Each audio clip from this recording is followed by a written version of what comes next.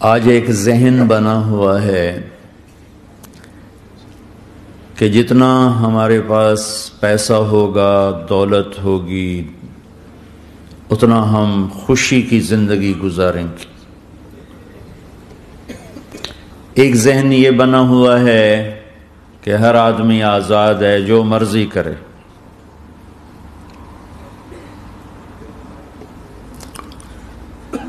اس کے مقابلے میں اللہ یہ ذہن بناتا ہے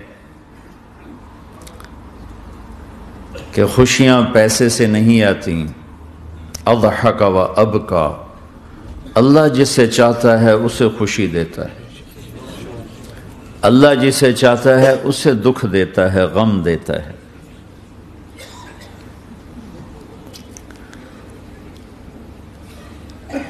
دوسری بات کے بارے میں اللہ تعالیٰ فرماتا ہے افحسبتم